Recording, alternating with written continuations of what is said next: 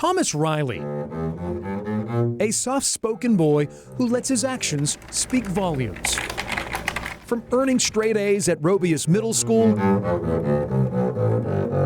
and mastering the art of the stand-up bass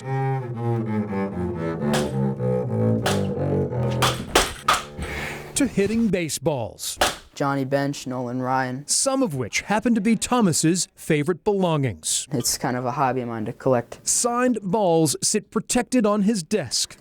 Like we've got a few from Mariano Rivera, Derek Jeter, because my favorite team is the Yankees. But Thomas's most prized possession, this is Clarence. This is our inspiration. Has nothing to do with America's pastime. For this cane to be given to me, it's a big honor. It's nothing like I've ever had before. A flag-decorated cane once owned by Thomas's best buddy. I want to grow, end up being like him. Clarence Walters and Thomas first shook hands at a military air show last year in Chesterfield. As soon as I saw him, it was an instant, wow, I want to get to meet this man. He's a living legend. Thomas was immediately drawn to the veterans' experiences during World War II. Nobody else that I know has gone through what he went through, and I saw him and I was like, I need to meet him. Like I want to get to know what he knows. The unlikely pair would quickly forge a relationship. I never knew I was going to end up being friends with someone that was almost a century older than me. Thomas would regularly visit with Clarence, shooting the breeze over hot chocolate and peanut butter fudge. Thomas was 13, Clarence was 91. Yeah.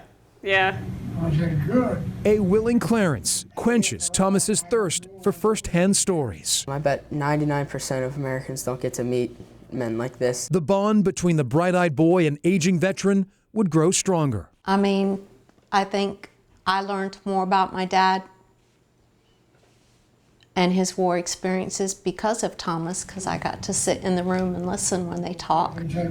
He's been through everything from John F. Kennedy, the Great Depression, Martin Luther King. But on February 5th, we met him and it felt like it was only a few days before he was gone. Clarence passed away. Thomas's friend was gone. He went to visit Dad and he loved my dad. He considered Thomas a great-grandson. Mr. Walters' daughter Donna would present Thomas with a keepsake. This is World War II, like this is one of the oldest that it gets, and he wore this hat everywhere. She also asks Thomas to pass on Clarence's cane to another veteran. It's something that he used, like this was his support. But little did Donna know her gesture would inspire a movement. He's just a very loving, caring person. Thomas Hatcher's Standing Tall. The nonprofit is raising money to buy American-made canes. Thomas assembles them, and he will pass them on to disabled veterans. I love what he's doing in memory of my dad, and that he's going to help so many people, and that Dad inspired him to do this. Standing Tall is inviting other school children to build a cane and pen a thank you letter to a deserving veteran. Clarence's initials will also be branded on each cane. When you see your kid do that, that makes you choke up alone, but knowing why he's doing it, who he's doing it for, it's a pretty amazing feeling. It really is. You could be more proud. He'd be proud, and he'd be happy to know that this cane isn't only helping one, but helping hundreds. Thomas's idea, He's my grandson. is touching many hearts. I call him my grandson by choice. Yep. To Donna, Thomas is family.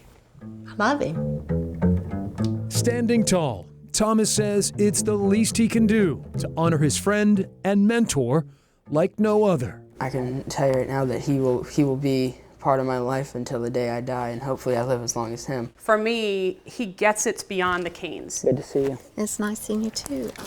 Thomas Riley, a humble teen who relishes raising a different sort of cane for Clarence. I miss him more than anything else that I've lost, and he was a great friend. He was almost like family. He's kind of like an older brother.